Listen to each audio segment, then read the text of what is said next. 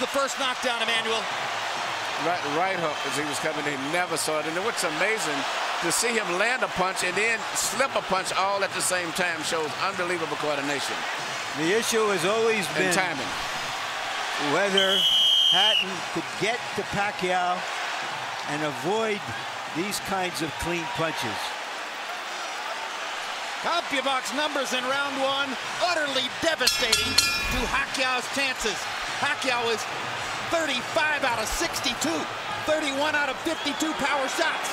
Hatton only 8 out of 33. It was a Pacquiao storm in the first round. And we have to remember now, although it's a different type of fight, that Pacquiao knocked Marquez down 3 times in the first round. And then Marquez, a counterpuncher, began to solve him. Hatton is not a counterpuncher. Hard left hand by Hatton. Ricky has decided to fight fire with fire. And what he's going to have to do in this case, sure, he just to try to smother this guy and get close. He's trying to punch at a certain distance. Pacquiao is actually just too sharp or accurate a puncher.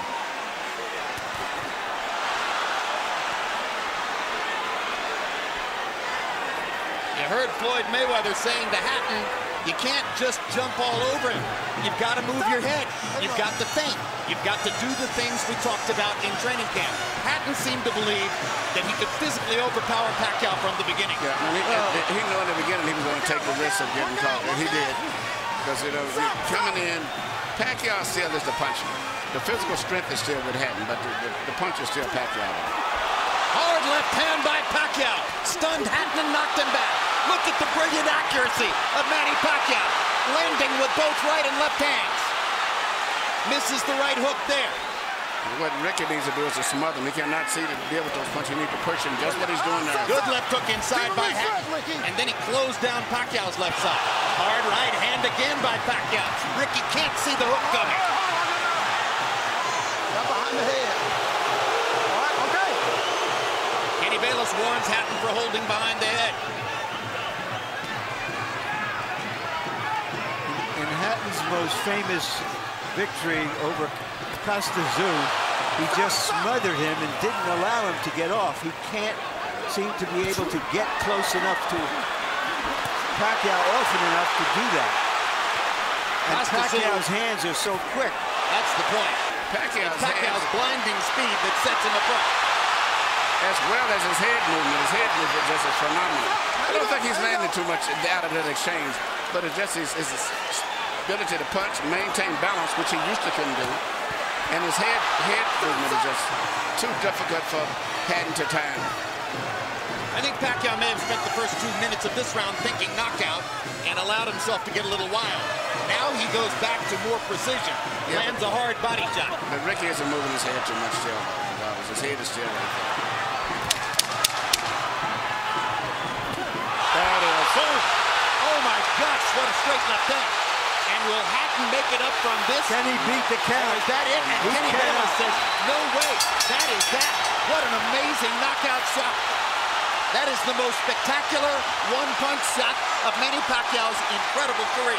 Any fighter.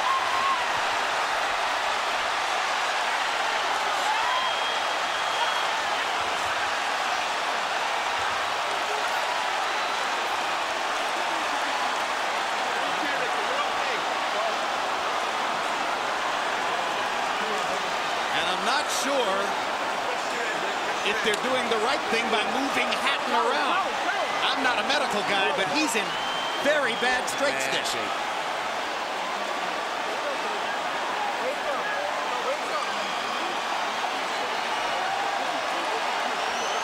Once Pacquiao stopped thinking knockout and went back to boxing, then he got the knockout. He timed him just right.